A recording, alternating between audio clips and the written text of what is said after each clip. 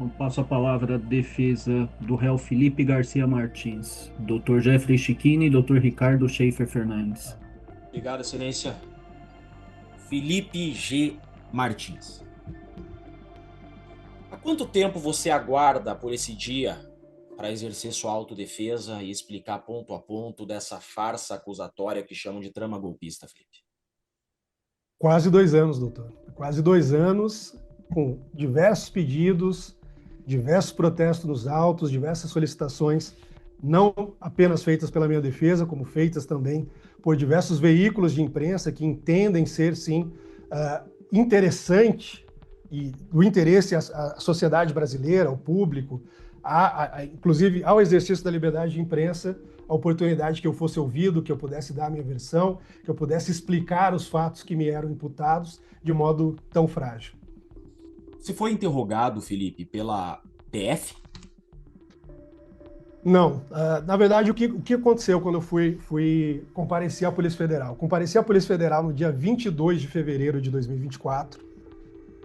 A gente não havia conseguido até aquele momento acesso aos autos, então eu informei ao delegado que presidia a oitiva, dizendo que, em decorrência de não ter tido acesso aos autos, eu me reservava o direito de ficar em silêncio, mas que, apesar disso, eu gostaria de consignar uma série de informações. Então, nessa ocasião, eu consignei de modo claro que eu não havia saído do Brasil em dezembro de 2022. Eu consignei que a minha última saída do Brasil tinha se dado em setembro de 2022, justamente por ocasião da viagem que fiz a Londres e depois a Nova York. Eu consignei que eu havia viajado junto à minha esposa por linha comercial, por voo comercial da Latam para Curitiba e posteriormente usando o Uber vim a Ponta Grossa. Enfim, informei todas as informações que me pareciam relevantes para sanar a dúvida que eu acreditava existir naquele momento, que era a dúvida sobre se eu havia viajado ou não, que naquele momento ainda reputava como talvez um engano de má fé, de Isso boa que eu ia fé. te perguntar. Isso que eu ia te perguntar. A primeira vez que você está sendo ouvido, de fato, exercendo um contraditório, conhecendo o que se imputa a você, é hoje? Sim, sem dúvida. Inclusive, é importante que se diga que quando eu expressei o meu desejo de ter o meu direito de silêncio parcial preservado, ou seja, eu analisarei cada uma das perguntas e decidirei se eu irei responder ou não. Evidentemente, se houvesse alguma pergunta que eu me considerasse prejudicial, não responderia. O delegado de Brasília solicitou ao delegado de Curitiba que não mais fizesse as perguntas, o que é, inclusive, uma violação de um entendimento do Supremo Tribunal Federal, da primeira turma, né? Então, naquele momento, eu só tive a palavra de consignar algumas poucas palavras, e enquanto eu consignava essas palavras, deixando claro, inclusive, que nunca tive contato com nenhuma minuta, que nunca participei de nenhuma reunião com comandantes generais, me foi cassada a palavra e falou: não, chega, já é o suficiente, a gente não vai deixar você consignar outras palavras além dessas. Perfeito. Naquele primeiro momento que você é ouvido pela Polícia Federal, você é ouvido na condição de preso preventivo. Preso preventivo, A sua cautelarmente. preocupação naquele momento era esvaziar os motivos da prisão preventiva. Certamente, Tá. certamente. Foi naquela data, foi lhe colocada a oportunidade de explicar algo referente a reuniões com comandantes, com o presidente sobre minuta de golpe? Não, como eu disse, logo no início, os meus advogados que estavam presentes, como o senhor sabe, o senhor ingressou na minha defesa há 2 semanas. À época do depoimento, havia um outro advogado me acompanhando, o doutor Ricardo estava presente também. Foi informado aos delegados que a gente não tinha tido acesso aos autos, foi juntado, inclusive, uma petição nesse sentido que tinha sido protocolada no STF, e, em razão disso, eu manifestei o meu interesse de silêncio parcial, gostaria de ouvir as perguntas para respondê-las. Ficou bem claro. Eles optaram por não fazer nenhuma das perguntas, eu pedi para que ficasse consignado algumas informações, essas informações foram consignadas de modo parcial, porque, evidentemente, eu não pude concluir. Esse período que você fica preso de 6 meses, tá? O principal objetivo seu, digo, autodefesa e defesa técnica nesses 6 meses, tudo ficou em torno da suposta viagem ao estrangeiro? Sim, sim, certamente. Certamente. Inclusive porque ao longo dos 6 meses, mais de 6 meses, em que eu estive sob custódia, não havia indiciamento, não havia relatório final, não havia denúncia, ou seja, não havia o que se falar naquele momento sobre questões de mérito. A gente falava quase que exclusivamente sobre a viagem. As primeiras providências, as primeiras diligências adotadas foram justamente para demonstrar que essa viagem não tinha ocorrido, e não só por parte da nossa defesa era esse o interesse, era esse o objetivo, como por parte, por exemplo, da PGR, que em várias manifestações dizia, olha, nós precisamos esclarecer se houve ou não essa viagem. Inclusive, o ministro relator, em um determinado ponto, assim, uma coisa que me pareceu um pouco estranha, né? Ele se manifesta dizendo que, como permanecia uma situação de dúvida, se eu havia viajado ou não, eu deveria continuar preso. Eu não sou formado em direito, não tenho condições sequer de integrar um núcleo jurídico, né, como tentam me imputar, mas me parece que o princípio do indúbio pro réu, naquele momento, deveria ter acarretado na minha soltura, como entendeu, inclusive, a Procuradoria-Geral da República naquele momento. Perfeito. Agora sigamos, ficou bem claro. Isso é assunto superado até para a PGR, não consta da denúncia, agora nós vamos entrar especificamente aos termos da imputação, não consta da denúncia qualquer menção a essa viagem, isso é assunto realmente superado. Fato é que você está sendo acusado, esse é o ponto central da tua acusação, de que teria participado de reuniões golpistas, certo? Uhum. De forma bem objetiva, você participou de alguma reunião golpista? Não, em nenhum momento, nem durante o período do governo, nem em nenhum momento da minha vida. Tá. Em que momento você toma conhecimento de que estavam lhe atribuindo a reuniões golpistas? Em que momento você estava desse caso? Eu tomo conhecimento efetivamente com a minha prisão. Pouco tempo antes disso surgiram notícias, especulações, etc., mas que eu não sabia se poderiam ser dignas de credibilidade ou não, inclusive de fontes ali que eu considero bastante questionáveis. Então, de fato, foi só na ocasião da minha prisão, no dia 8 de fevereiro de 2024. Perfeito. Quero ir para o dia 7 com você, mas antes disso, qual era o local que você mais trabalhava comumente? Agora seguindo na imputação, porque tinham dois lugares. Nós temos a Alvorada e o Planalto, isso?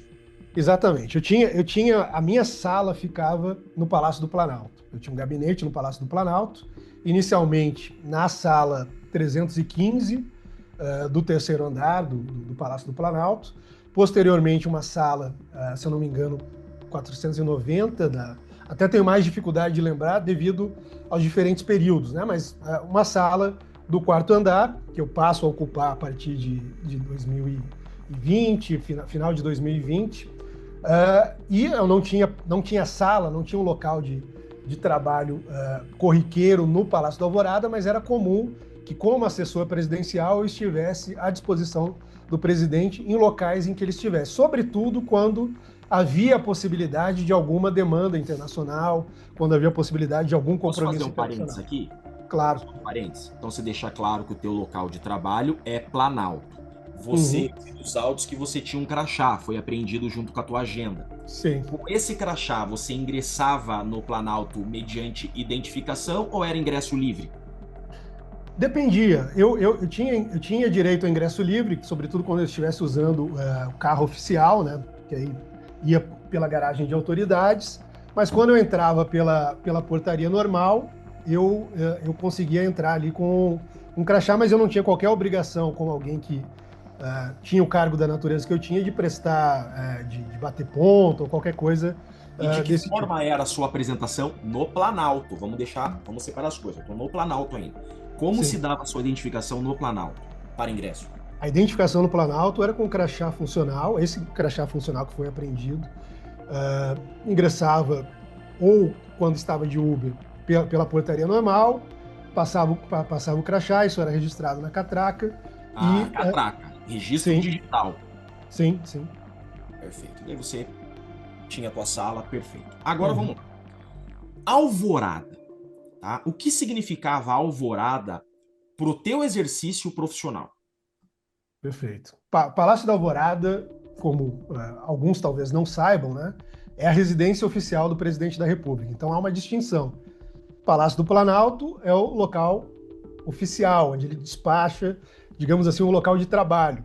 O Palácio da Alvorada é a residência do presidente, mas evidentemente, como ele é presidente 24 horas por dia, ele também despacha, também tem um local de despacho no Palácio da Alvorada. Então, quando eu era chamado ao Palácio da Alvorada, ou quando eu ia ao Palácio da Alvorada, era sempre para dar apoio ao presidente em algum tipo de demanda.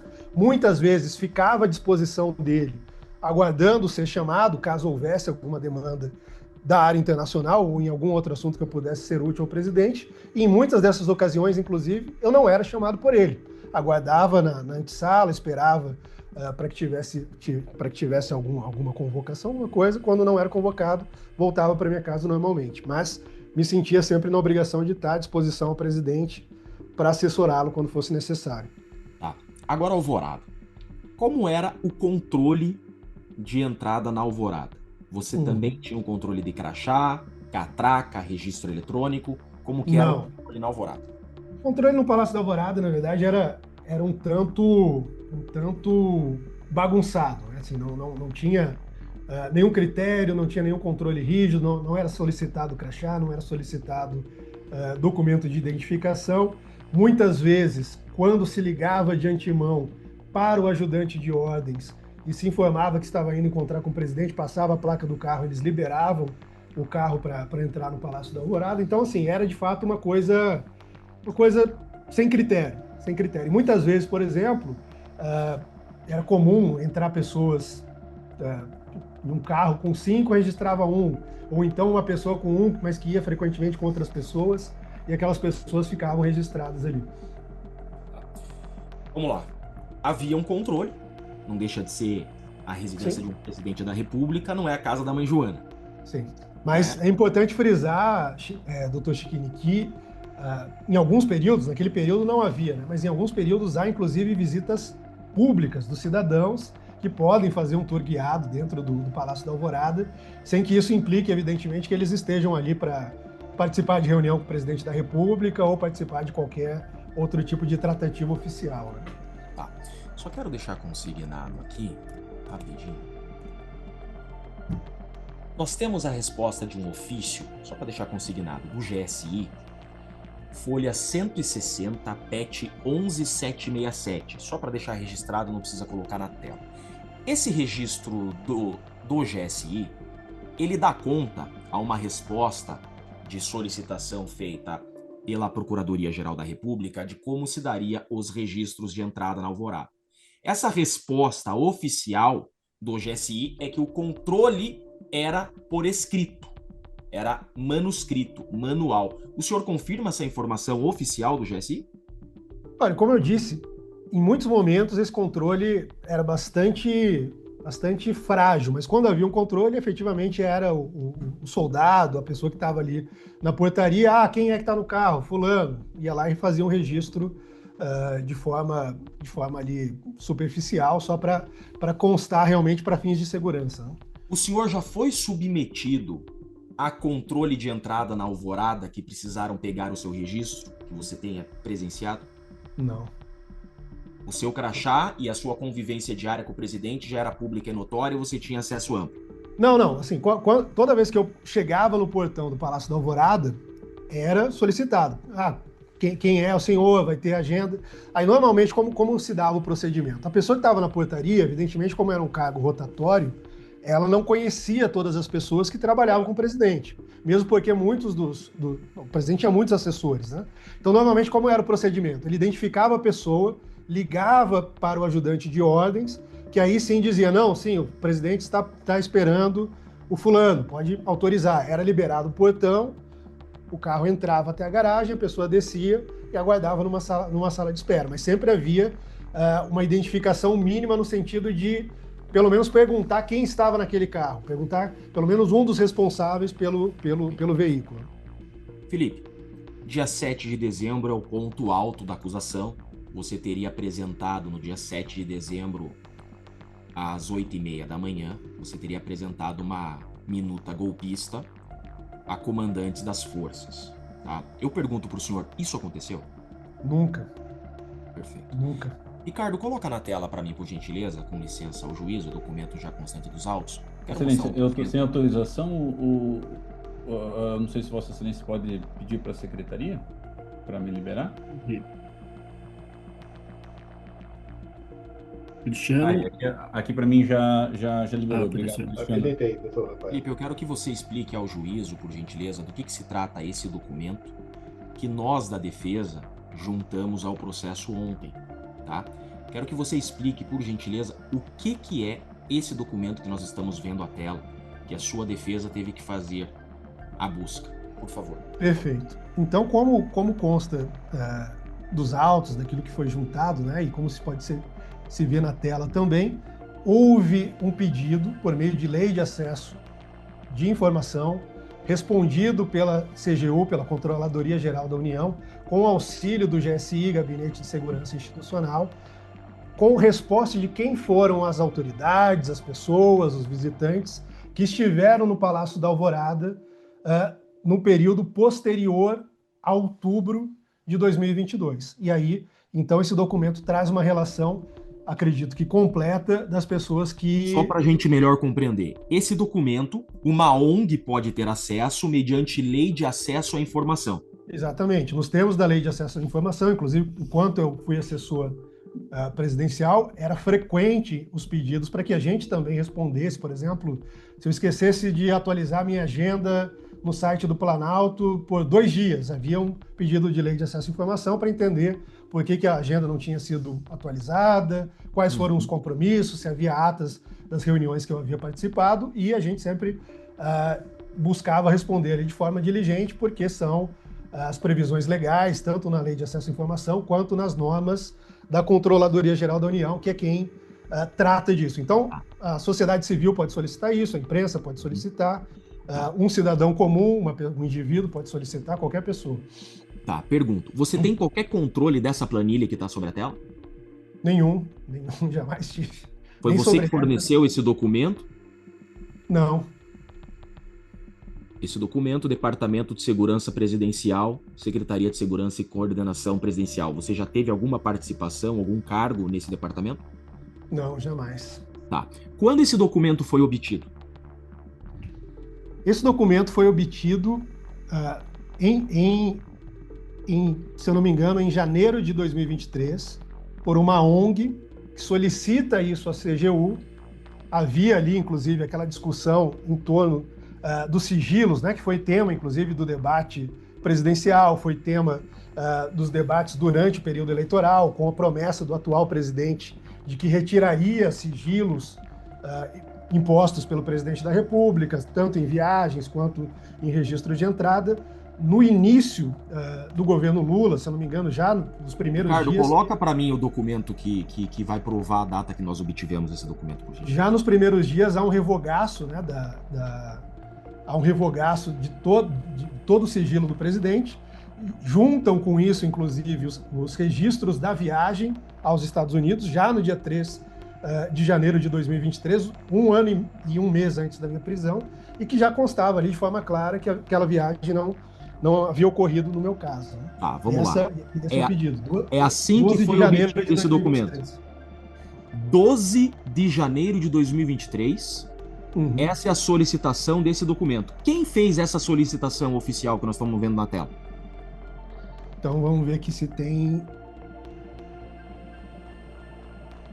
12 de 1 de 2023. Aqui não consta quem solicitou, mas consta a resposta da CGU disponível. GSI, perfeito. Uhum. Você não tinha sido preso ainda?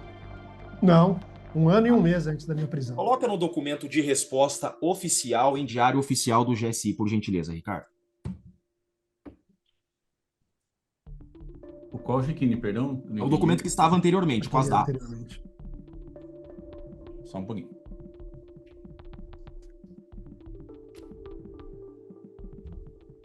Esse, né?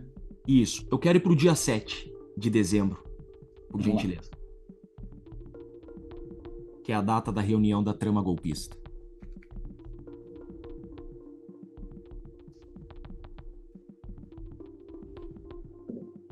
Perfeito. Dia 7 de dezembro não existe nessa planilha fornecida oficialmente pelo GSI já no governo Lula.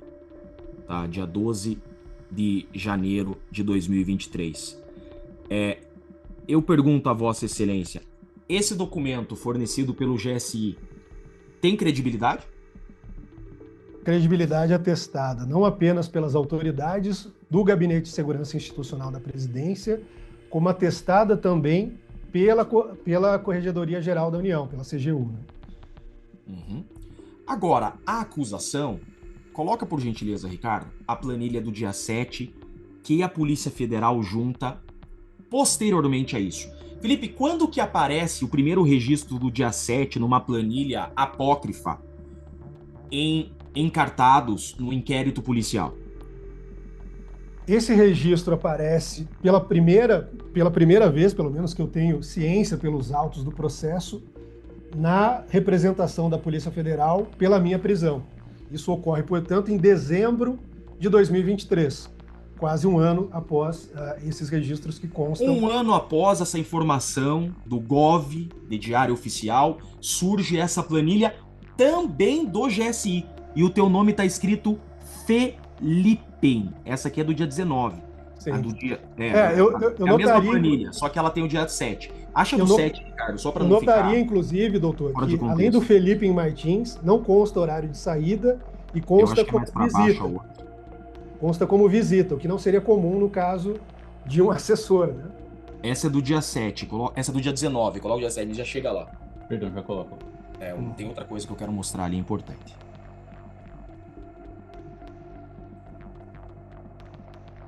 Se o registro de entrada, Felipe, era manuscrito, como disse o GSI, você tem ideia como surge essa planilha? Olha, esse tem sido um dos pontos centrais de dúvida para mim em relação a esse processo, pelo seguinte, como eu disse, ele aparece na representação da Polícia Federal pela primeira vez. Foi o primeiro momento que eu tive contato com ele, depois, tendo acesso aos autos da PET 11767, eu recebo a informação de que a primeira vez que esse elemento aparece foi em setembro de 2024, né? Não, 23, setembro de 2023, mesmo mês que o coronel Mauro Cid fecha o acordo de delação premiada, e aí a informação que consta dos autos da PET 11767 é basicamente a informação de que havia surgido durante as investigações esses registros de entrada. Posteriormente, há um ofício, o único ofício que nós podemos localizar até o momento, ao GSI. Ou seja... É o que eu deixei consignado ali, folha 160, 11767, isso? Exatamente. Ou seja, há um ofício ao GSI que é posterior ao primeiro uso pela Polícia Federal desse registro de entrada. Essa tela que você quer, Chiquinho? Essa que eu quero. Vou dar uma aproximada, por gentileza. Essa planilha ela só vai surgir depois da delação do Mauro Cid, lá em 2024 só. Um ano depois daquela resposta que nós encontramos em Diário Oficial. E o teu nome está Felipe, tá? Ali, ó, dia 7/12, 8h34, que você teria ido conversar com o presidente. Pergunto a Vossa Excelência, tá? Que provas você tem, além do Diário Oficial do governo, né? Que provas você tem que nesse horário você não estava nesse local? Digo, provas técnicas que você, de forma diabólica, teve que conseguir. Perfeito, doutor. Então, basicamente, como disse o delegado Fábio Shaw, né, a gente tem que trabalhar sempre com contexto probatório. Pode tirar, Ricardo, por gentileza. Foi isso que a nossa defesa tentou construir ao longo desse processo. A gente tentou, desde quando eu estava preso, ter acesso às minhas geolocalizações. Num primeiro momento, ela foi negada. Existem, inclusive, notícias da TIM confirmando para a Folha de São Paulo, para outros veículos, que essas geolocalizações tinham sido enviadas em 3 ocasiões para o ministro, para a PGR, para a Polícia Federal, quando foram solicitadas. A gente passou, enfim, ao longo de boa parte do processo tentando ter acesso a essa geolocalização, que estava disponível, mais uma vez, desde outubro de 2023, 4 meses antes da minha prisão, para todas as partes do processo, menos para a defesa, né? Inclusive naquele momento eu sequer tinha ideia de que estava sendo investigado, mas depois, posteriormente, quando tomo conhecimento, nós solicitamos esse dado e ele não é compartilhado, nós iniciamos uma busca em glória. Então eu, recorrendo ali à LGPD, à Lei Geral de Proteção de Dados, ao direito do consumidor, tento ir a TIM para obter os dados. Felipe, só um adendo aqui. Você consegue uma liminar na Justiça Civil em Ponta Grossa, a pedido seu, a custo seu, para que a Justiça Estadual concedesse uma liminar para que você obtivesse acesso à sua herb da TIM e à sua geolocalização da Uber? Sim, isso depois de ter 2 pedidos negados pela Justiça, pelas varas penais, né? Tanto aqui de Ponta Grossa quanto de Brasília, que remetiam seguidamente esses pedidos ao STF, e o ministro relator sempre dizia que não era necessário nos conceder acesso desses elementos, porque esses elementos não haviam sido utilizados nem no relatório da Polícia Federal e muito menos pela denúncia, que, portanto, eu não teria que me defender sobre nenhum elemento relacionado a herbes e geolocalização. Ricardo, eu quero confirmar o celular que o Felipe usava. Você tem o documento da TIM aí, só pra gente fazer a conferência do número? Sim, eu já te mando aqui, só um pouquinho. Não Mas, tá na Bíblia ainda. Tá. Enquanto o Ricardo prepara o documento, só para completar a resposta à pergunta anterior, eu estava contando, né, essa epopeia que eu tive que vivenciar, que realizar para conseguir obter um dado que, pela Lei Geral de Proteção de Dados, é um dado que me pertence. Eu sou o titular da linha, esse dado me pertence, mas ele foi negado a mim ao longo de quase 2 anos.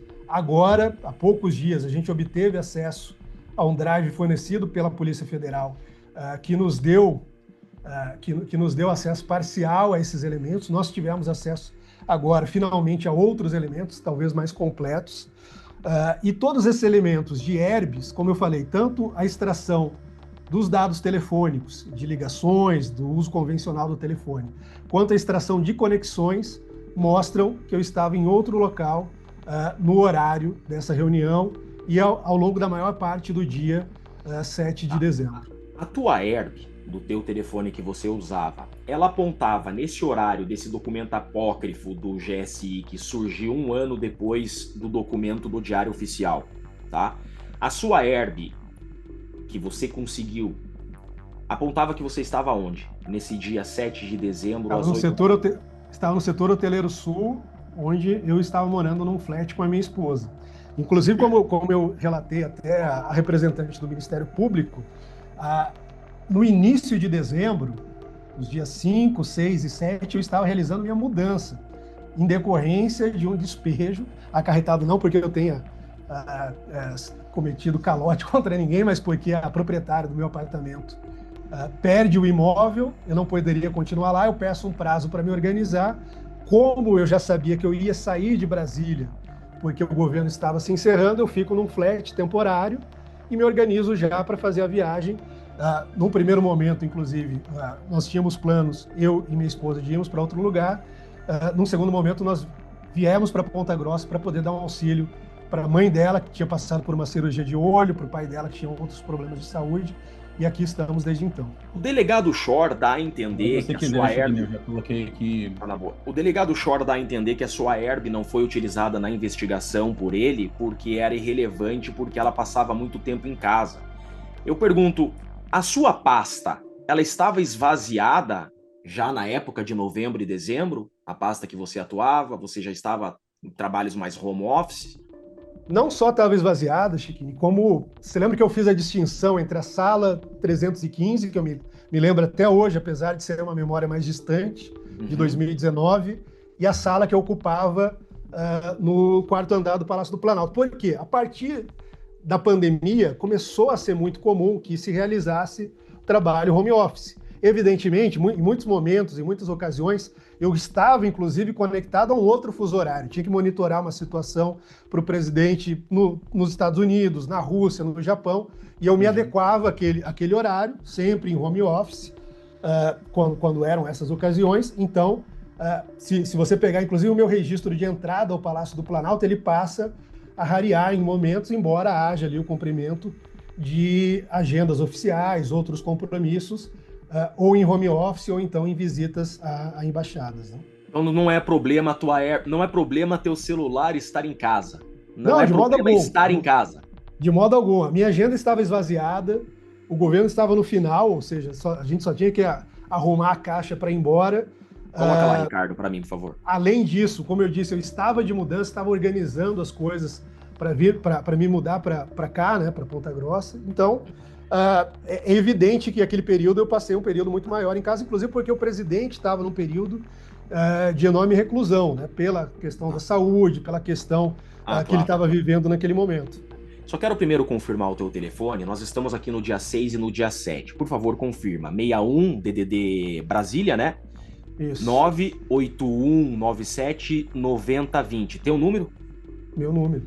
Tá. Existe um documento nos autos, inclusive, que o ministro relator, Alexandre de Moraes, ele provoca a Polícia Federal para que informe se esse de fato era o seu telefone que era utilizado. E a polícia responde que de fato era o teu número usual. Procede? Sim, procede. O meu número, como eu disse, há anos, desde a época que eu estava na faculdade. Tá, perfeito. Aqui nós estamos no dia 7. Volta um pouquinho, Ricardo, porque nós temos duas diferenças. Nós temos a conexão e temos a ligação, para que fique bem claro aqui, ó. Esse aqui é o dia de ligação, se eu não estou enganado, tá? Agora nós temos um que vai mostrar o horário que você de fato aparece em casa no dia 7. Coloca lá, por gentileza. Tem que interromper aqui primeiro para ele colocar no outro. Naquele outro de voz. Isso, aquele ali é o de chamada e tem o outro. Isso. São duas herbes distintas. Isso, só deixa eu trocar aqui, Chine, porque ele... vai pro dia 7, por favor. Ele muda das janelas aqui.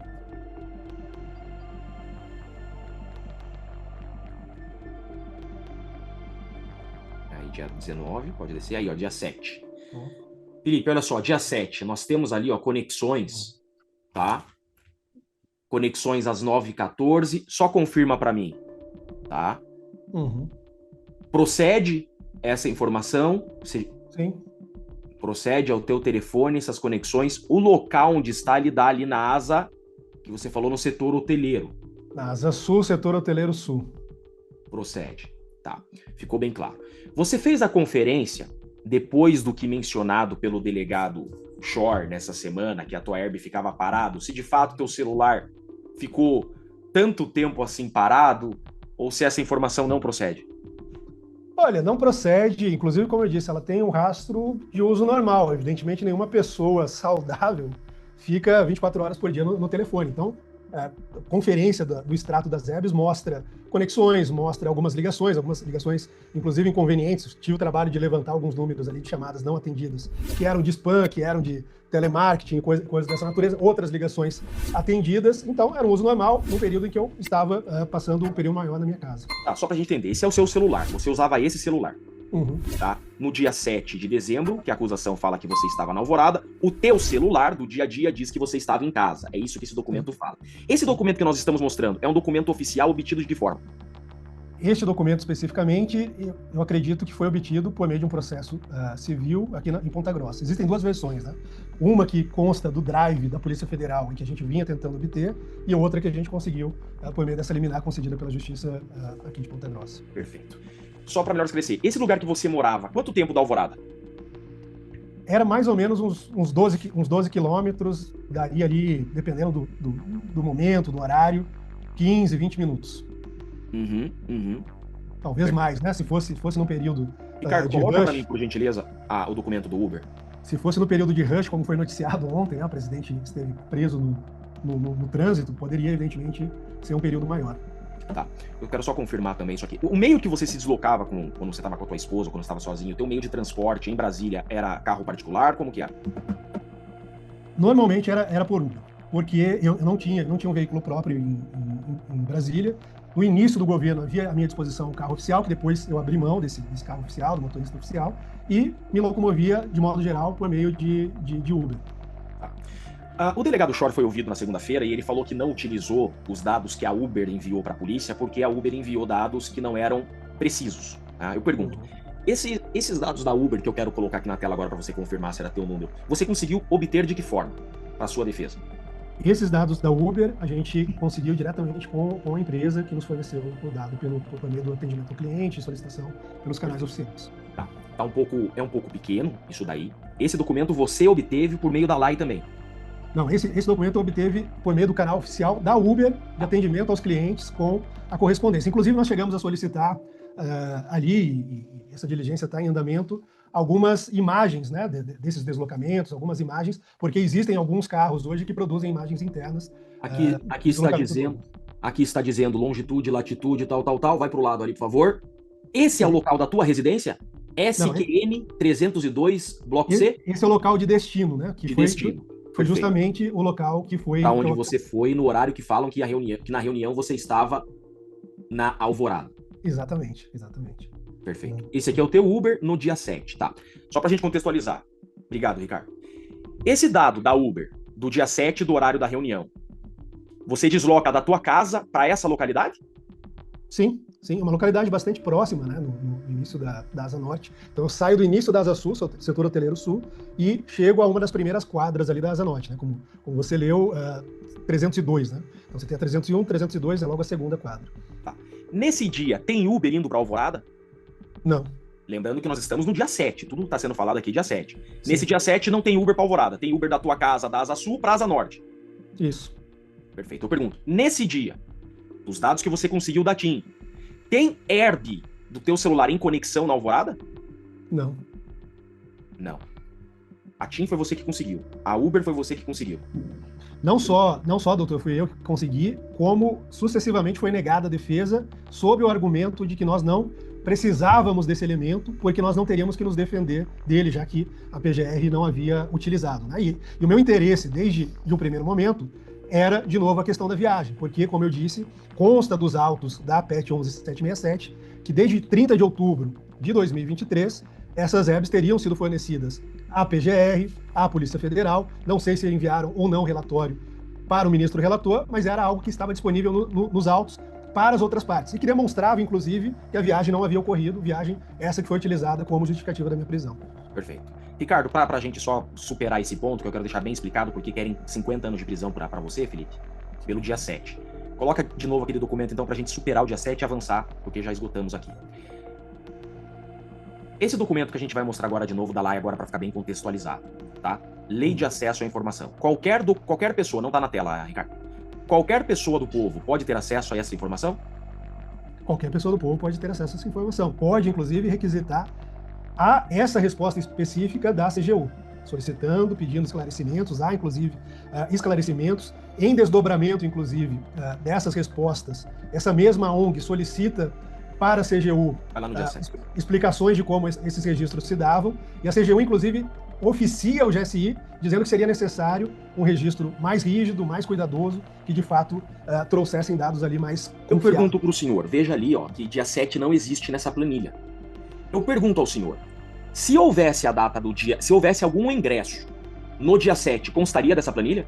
Se houvesse algum cadastro no Palácio da Alvorada, constaria dessa planilha? Constaria com certeza, a não ser em uma única circunstância específica, que foi, inclusive, esclarecida durante a fase de instrução pelo colaborador Mauro Cid. O Mauro Cid disse, em resposta a uma das perguntas da nossa defesa, que, em muitas ocasiões, ele consolidava a agenda do presidente e depois submetia isso ao gabinete pessoal, submetia isso ao GSI, ao Gabinete de Segurança Institucional, de modo que ele tinha um certo controle desses dados. Então, se a gente tem aqui um dado de 12 de janeiro de 2023, que não consta as entradas do dia 7, ou não houve entradas oficiais, entradas pessoais no dia 7, que é muito pouco provável, ou então esses dados ainda estavam de posse do coronel colaborador, que poderia ali fazer as alterações e as mudanças que ele desejasse, né? Isso explicaria, inclusive, a razão pela qual esse registro aparece nos autos antes mesmo do ofício do GSI, que é respondido dizendo apenas que esses registros eram feitos de forma manual, sem nenhum anexo, sem nenhuma informação conjunta, né, que trouxesse ali um registro consolidado. Para superar esse ponto, isso daqui é um documento oficial do Diário Oficial do Governo Federal. Isso? Sim. Tá. Esse documento que a gente mostra, que não inclusive existe... Inclusive solicitado por uma ONG, né, por uma organização não governamental de esquerda. Perfeito. Tá. Quando esse documento é obtido era governo Bolsonaro ou já era governo Lula? Já era governo Lula. Já era governo Lula, 12 de janeiro de 2023. Ou seja, já tinha ocorrido a transição, o Lula tinha tomado posse no dia 1º, inclusive ali, o 8 de janeiro já tinha ocorrido, eram 4 dias depois. Então, esses dados foram fornecidos pelo governo Lula e sob as obrigações da Lei de Acesso à Informação, que impõe o dever de fornecer documentos íntegros, autênticos, etc., de acordo com o próprio texto da lei. Ali, né? Esse documento que a gente mostrou aqui, quem conseguiu? Esse documento foi conseguido por uma organização não governamental. Perfeito. Não estava no processo até a nossa juntada ontem. Não estava no processo até a nossa juntada, como não consta do processo a íntegra dos registros de entrada que teriam sido enviados ou que teriam sido conseguidos de alguma maneira ali pela Polícia Federal. Perfeito. Por gentileza, Ricardo, pula para o dia 19 lá, agora vamos avançar para outra data.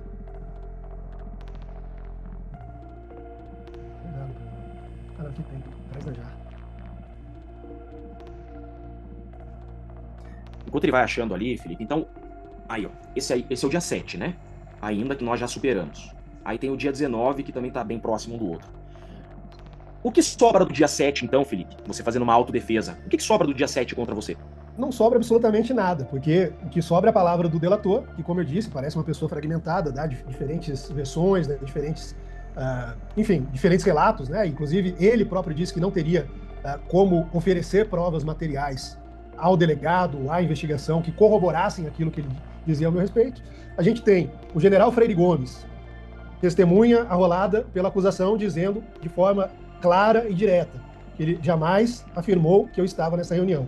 Nós temos o comandante da Aeronáutica, Batista Júnior, dizendo de forma clara e direta que não só não teve contato comigo nessa, como em nenhuma outra reunião, porque se não me falha a memória, inclusive o delator tinha dito que ele estava nessa reunião também, e depois se corrigiu. Ou seja, se ele esqueceu que o comandante da Aeronáutica não estava, e o comandante da Aeronáutica pôde demonstrar isso porque estava em outra cidade, é muito possível que ele tenha esquecido, né, entre aspas, de forma conveniente, que eu também não estava.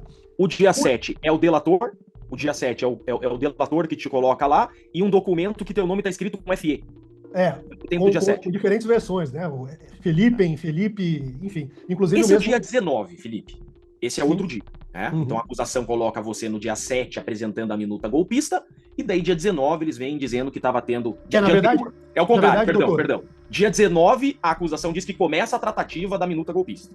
Na verdade, doutor, é importante até remetendo aos autos, que textualmente o que a acusação diz é que o registro de entrada do dia 19 é prova de que eu teria participado de uma reunião no dia 18. Ou seja, quase uma coisa mágica, né? Não sei se isso, enfim, foi algum erro, alguma coisa, mas está dito lá de forma textual que houve uma reunião no dia 18 e que a prova de que eu teria participado dessa reunião seria um registro de entrada do dia 19 de novembro. Esse documento é mais uma planilha que falam que veio do GSI, embora o documento oficial do GSI nos autos diga que não existe planilha porque ela era manuscrita, mas esse é objeto para alegações finais. Fato é, teu nome é Felipe? Não, nem Felipe. Não é Felipe. E também não sou visita, né? Eu era assessor presidencial.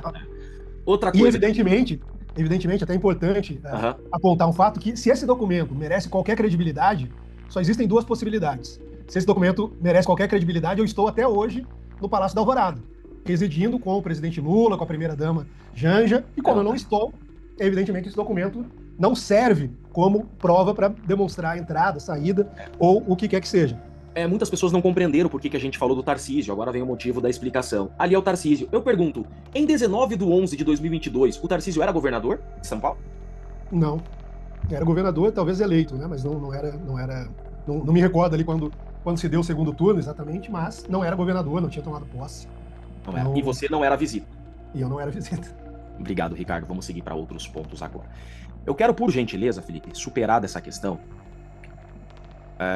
Eles falam também do dia 6, antes lá do 12, mas também sem nenhuma relevância. É importante, doutor, só um ponto sobre o dia 6, que isso me chamou a atenção na denúncia. Eles juntam um registro de entrada referente à reunião do dia 18, que seria do dia 19, a reunião do dia 6 não se baseia em absolutamente nenhum elemento além da palavra do delator, porque não há, inclusive, nem o registro de entrada, pelo menos não é juntado na denúncia, nem no relatório final da Polícia Federal, e eles atribuem o dia 6 ao dia que essa minuta teria sido levada ao presidente da República após ajustes, e que uma vez feitos esses ajustes, que ele teria convocado os comandantes militares. Só que essa afirmação se dá com base apenas na palavra do delator. Não há nenhum elemento material, nenhum registro de entrada, nenhum dado que possa afirmar essa entrada. Tem uma informação que saiu, isso é muito importante agora. Tem uma informação que saiu, superada essas datas, está bem explicativo, né? Saiu no Estadão, exatamente dia 3/12/2024, saiu uma matéria no Estadão, tá? Eu perguntei pro Chora, ele não soube responder, que num HD apreendido com o ex-assessor Tércio Arnold Tomás, foi encontrado um discurso escrito ao presidente Bolsonaro, confirmando a derrota, e que havia metadados seus nesse discurso, que você teria escrito esse discurso de despedida da presidência do governo Bolsonaro. Eu pergunto, o senhor foi o responsável por escrever esse discurso de despedida da presidência? Sim, evidentemente, até peço aqui para fazer um reparo, né? Quando eu expliquei as minhas atribuições, as minhas funções, uma das atribuições normais, convencionais, do assessor internacional, do assessor diplomático, como é o caso agora do embaixador Celso Amorim, é justamente elaborar discursos, né? Normalmente na área internacional, mas eventualmente pode haver solicitações para discursos de outra natureza. Então o presidente, em alguns momentos, me solicitava, olha, quero falar algo a esse respeito, você pode me ajudar com isso?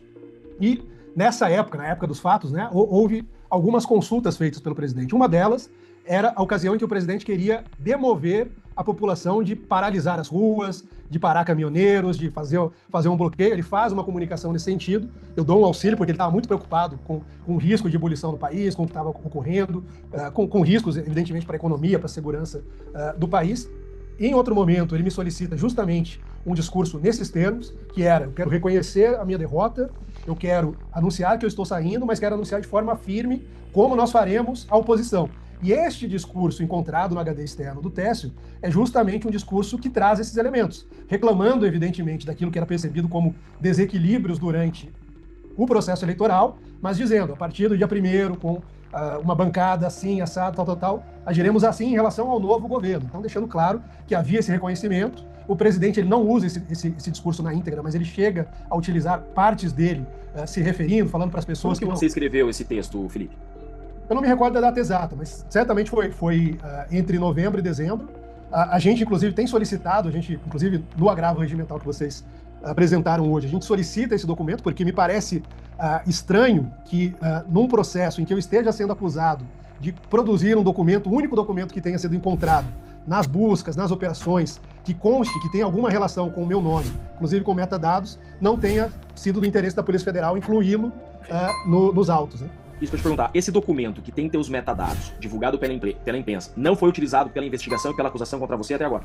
Não, como eu disse, para minha surpresa, para o meu espanto, numa investigação que se procurava um documento que me é atribuído e que nunca aparece nos autos, o único documento que tem os meus metadados, portanto está vinculado a mim, não é juntado pela Polícia Federal, talvez ali porque fosse inconveniente ou talvez conflitasse com a hipótese investigatória. Bem objetivamente, para a gente superar esse ponto, era um discurso que dizia o quê? Acho que travou. Bem objetivamente, para superar esse ponto, era um discurso escrito por você, que a perícia já disse que foi escrito por você, que dizia exatamente o quê?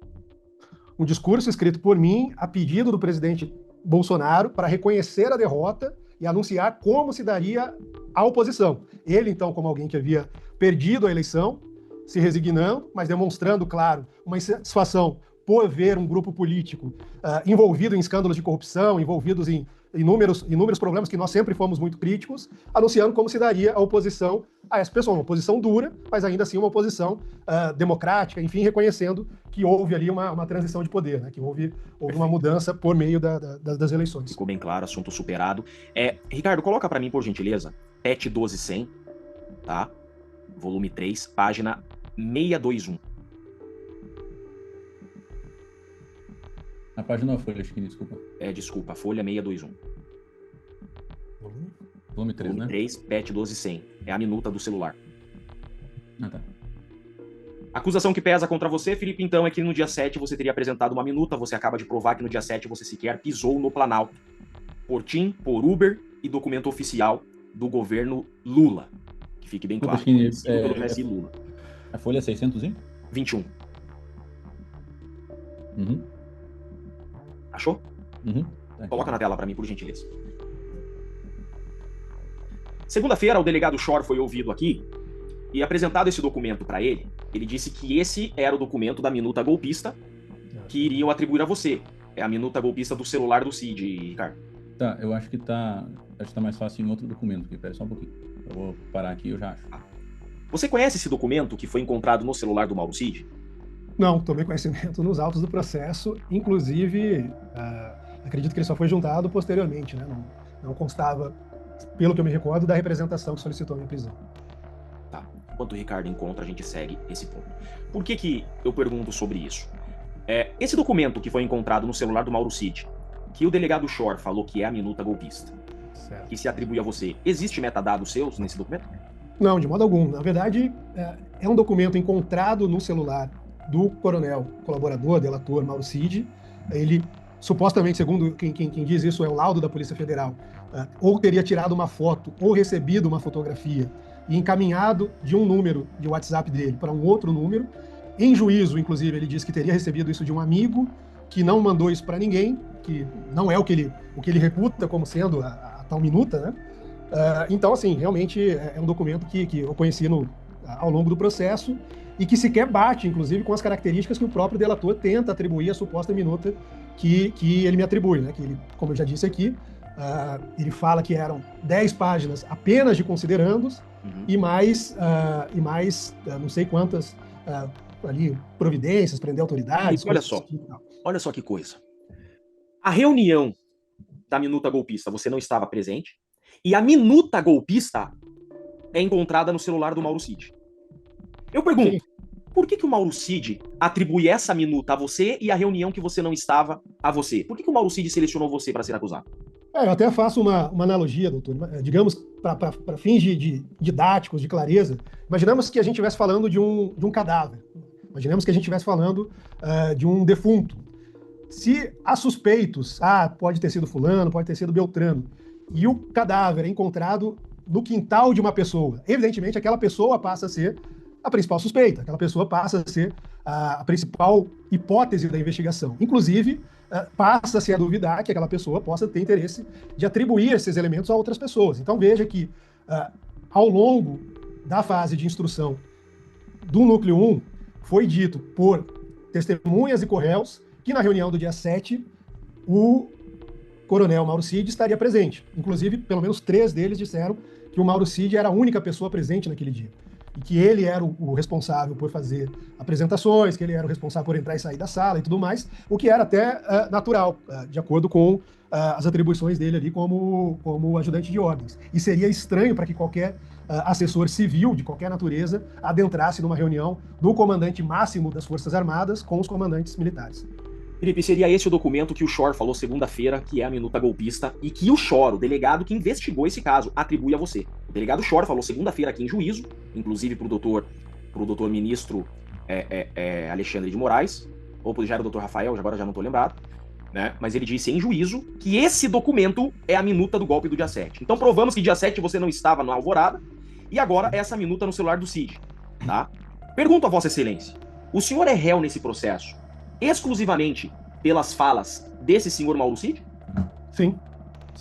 Inclusive com esclarecimento posterior de que a testemunha Freire Gomes, desde o primeiro momento, havia deixado claro que não poderia afirmar que eu estava na reunião do dia 7. Ou seja, exclusivamente com base na delação do coronel Mauro Cid, exclusivamente com base nas palavras dele, que inclusive informou ao delegado de polícia durante os seus depoimentos que não possuía nenhuma prova, não possuía nenhum elemento que pudesse corroborar o que ele estava afirmando, é apenas com base na palavra dele que eu fui preso preventivamente, e aí entra toda a polêmica da viagem, evidentemente, e depois, posteriormente, me tornei réu com base numa minuta fantasma e que não existe nos autos do processo. Perfeito. Para superar inclusive, doutor, só uma coisa assim que eu dizia isso a pessoas íntimas, né?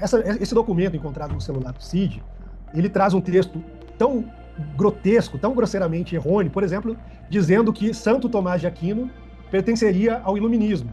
Isso foi até matéria de imprensa, o Estadão, Folha de São Paulo, comentaram. Eu tenho formação em filosofia, jamais cometeria um erro desse, até brincando com amigos. Às vezes eu falo, olha, prefiro continuar sendo perseguido nesse processo do que me atribuírem essa minuta que diz que São Tomás de Aquino era iluminista. Uma coisa ridícula dessas jamais seria escrito por mim, eu tenho alguma vaidade intelectual, então quero deixar bem claro que eu sei que São Tomás de Aquino não é um dos grandes pensadores iluministas.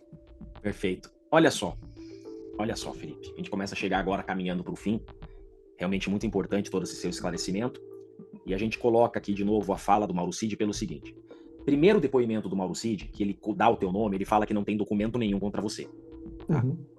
Logo na sequência, aparece aquela planilha apócrifa que se remete ao GSI, que teu nome no dia 7 está escrito Fê e no dia 19 está escrito Felipen, tá? Aparece depois. O documento oficial, tá? Que a gente conseguiu por meio do LAI, Lei de Acesso à Informação, a gente mostrou dia 7, que nós já quebramos. Ricardo, coloca dia 19 também, agora, para daí a gente finalizar. Documentos omitidos da acusação, nas duas reuniões que o Short te colocou, que o Mauro Cid te colocou, que a PGR te colocou, o documento fornecido pelo GSI do Lula não tem você no dia 7 e no dia 19 na Alvorada. Desce lá pro dia 19 para mostrar que não existe também. Olha lá. Olha lá. Não existe o dia 19 na Alvorada também. Esse é um documento oficial fornecido pelo G. Dias, que é o chefe do GSI do Lula. Eu pergunto, quando você surge na acusação? Quando a primeira vez que você surge na boca do Mauro Cid? A partir da delação, do acordo de delação premiada que ele fecha, ele vai à Polícia Federal, inclusive, à época desse acordo, há um protesto do subprocurador-geral da República, Carlos Frederico, que nós não pudemos ouvir como testemunha, dizendo que o acordo de delação era vazio, não tinha nenhum elemento de prova, não foi negociado da forma correta. Nós gostaríamos de entender por que ele afirmou isso, já que ele era, à época dos fatos, o chefe da força-tarefa ligada ao combate aos crimes do 8 de janeiro, a crimes antidemocráticos, coisas dessa natureza. Infelizmente, não pudemos ouvi-lo. Mas é nesse acordo negociado com o Mauro Cid que meu nome aparece pela primeira vez, no primeiro depoimento dele. Basicamente, o Cid pinta ali um cenário que ele diz, inclusive, não havia nenhuma organização, haviam diferentes pessoas, tudo mais, e diz que eu era uma das pessoas que integrava um suposto grupo radical. Após isso, ele é levado para um novo depoimento com o delegado Fábio Chor. Ele chega a dizer, inclusive, que não tinha como fornecer nenhum elemento que corroborasse o que ele estava dizendo, porque a suposta minuta jamais teria saído do meu computador. Em outro momento ele diz que ela foi impressa, em outro momento ele diz que ele sequer viu essa minuta, mas basicamente é só com base na palavra dele que se sustenta até hoje essa ideia de que eu teria escrito uma minuta que, de novo, para todos os efeitos, até onde eu sei, sequer existiu. Perfeito. Ricardo, coloca para mim o documento que leva Felipe Martins à prisão. E daí começa todo esse inferno que você está vivendo há 2 anos. Esse é o documento que te levou à prisão, Felipe G. Martins, onde você ficou 6 meses preso. Que documento é esse, Felipe? Esse documento é um documento DocX, ou seja, um documento editável, apócrifo, facilmente alterável, encontrado no notebook do coronel Mauro Cid.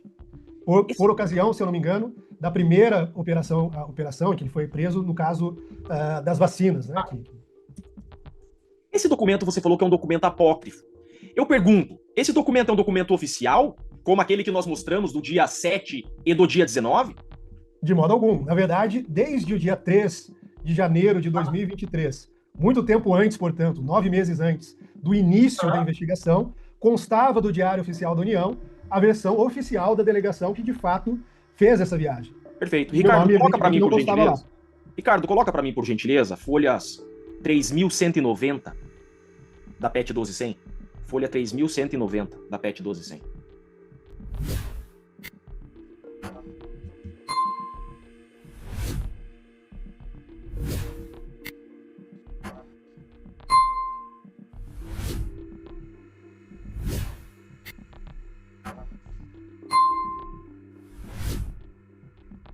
Você quer qual? PET 12.100, folhas 3.190. É o documento definitivo de viagem que o delegado poderia ter consultado com muita facilidade e viria que você não estava na lista de viagem.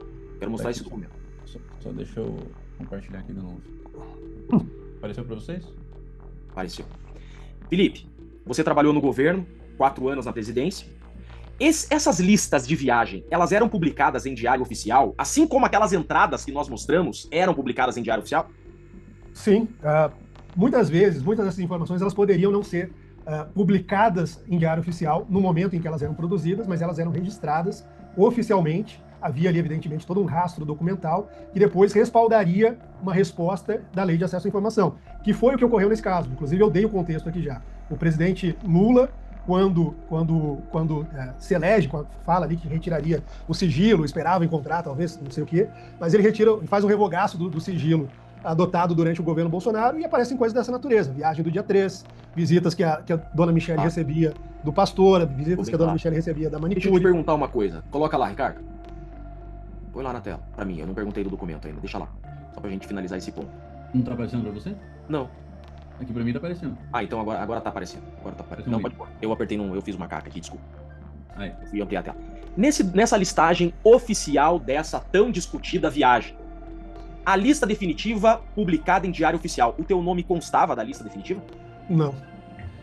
E essa resposta, inclusive, foi enviada por meio da Lei de Acesso à Informação inúmeras vezes. Essa talvez tenha sido a primeira, né? Eu me recordo, no dia 3 de janeiro de 2023, como todos sabem, o Diário Oficial da União está disponível, inclusive com fácil acesso via Google, pela internet. Bastaria ao delegado Fábio Schor e a equipe dele, né, a equipe da Coordenação de Contra-Inteligência da Polícia Federal, pesquisar o meu nome no Google, ou pesquisar os integrantes dessa delegação no Google, e ele veria que essa viagem jamais ocorreu.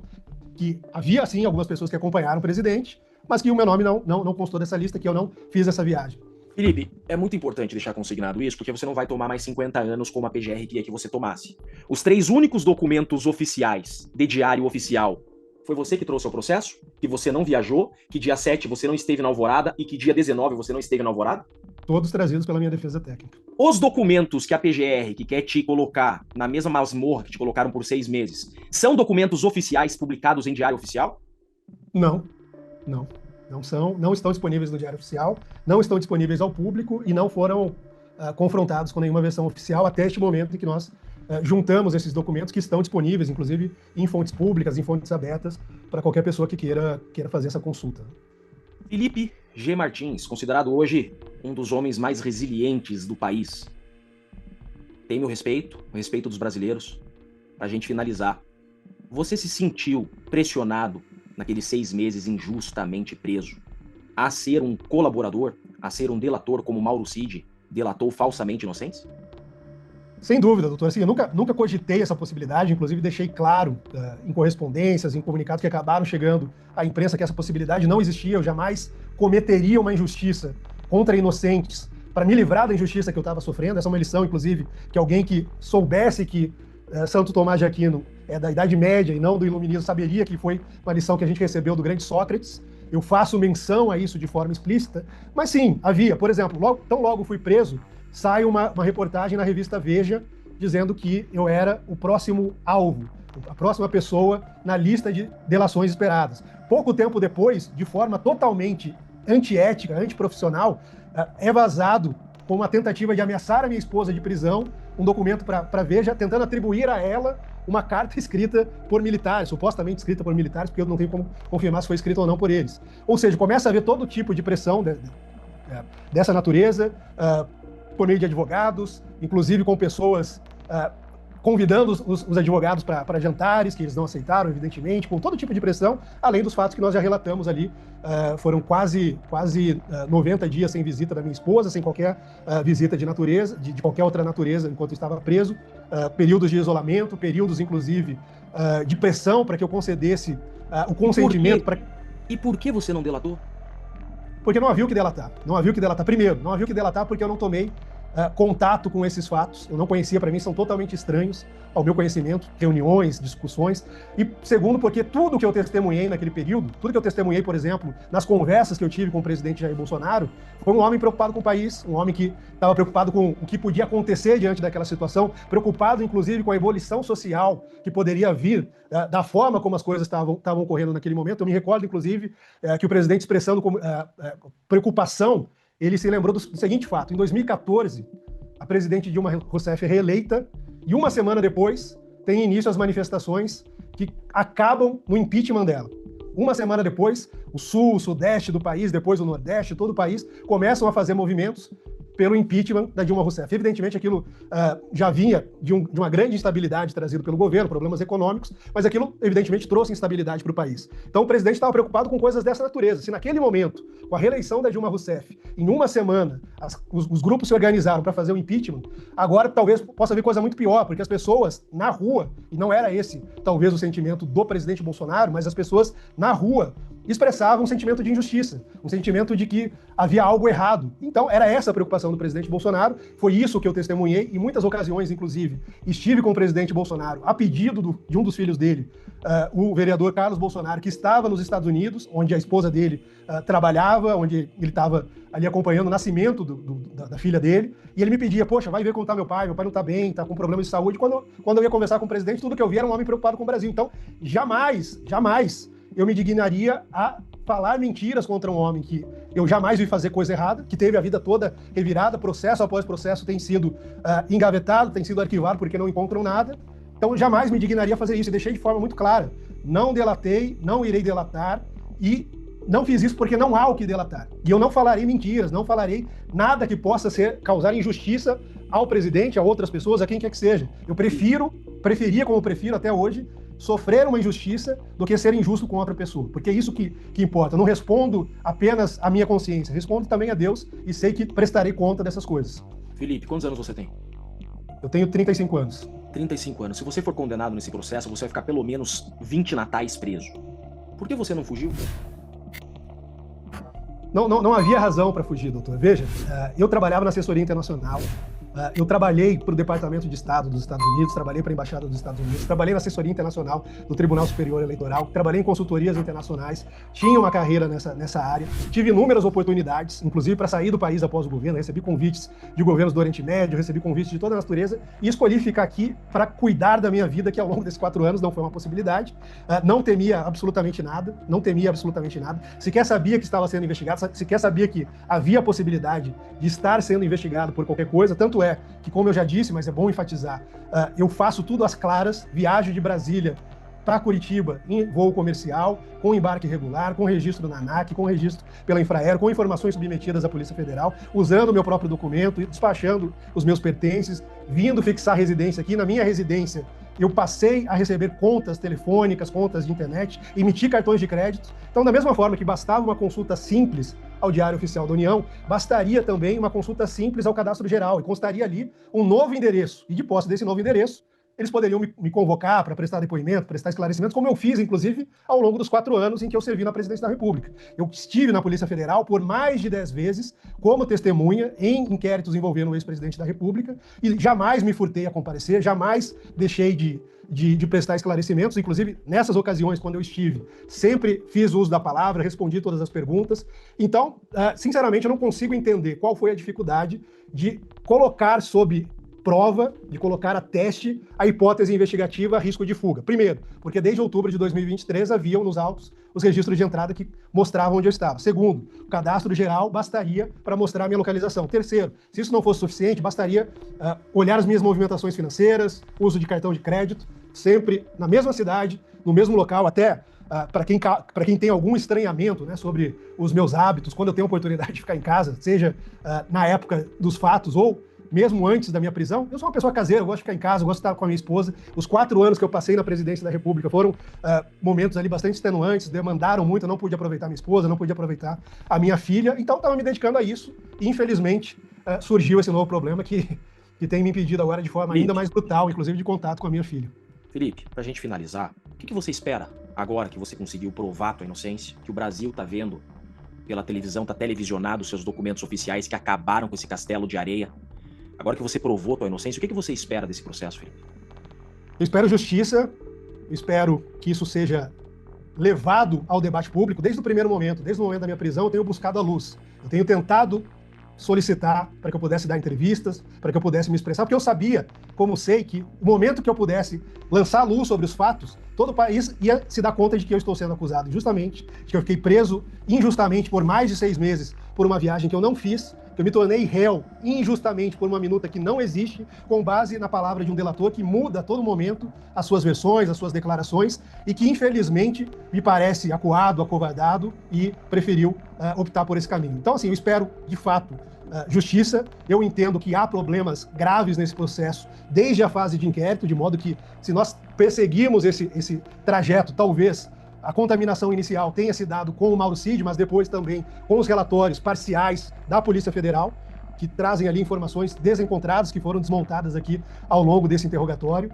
Posteriormente, há um julgamento, e como eu disse logo logo de início. Eu era inicialmente colocado no núcleo jurídico. Hoje em dia, esse núcleo jurídico já não mais existe, porque os demais acusados de núcleo jurídico sequer foram denunciados. Como eu acredito que eu não teria sido denunciado caso eu não tivesse sido preso em circunstâncias É tanto que o padre aberrantes. o padre que estava na reunião com você no dia 7, segundo o Mauro Cid, não foi denunciado, né?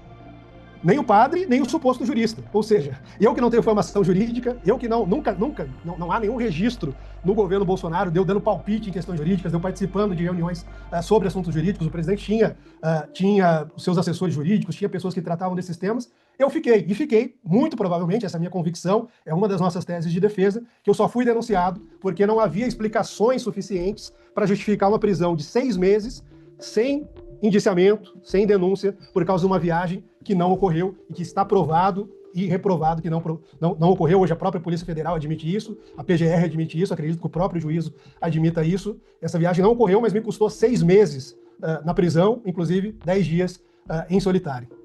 Felipe, eu quero deixar consignado aqui, público e notório, eu tenho muito orgulho de fazer parte da tua defesa, tenho muito orgulho de te defender, você é um homem honrado, tenho muito orgulho de você. Então, quero deixar aqui consignado, tá? Que você merece todo o meu respeito e o respeito que conquistou de todo o Brasil. Você é realmente um homem honrado e eu quero deixar isso aqui registrado. Excelência, com muito respeito, a defesa de Felipe G. Martins devolve a palavra ao juízo com muito respeito, sem mais, muito obrigado. Obrigado, Dr. Jeffrey.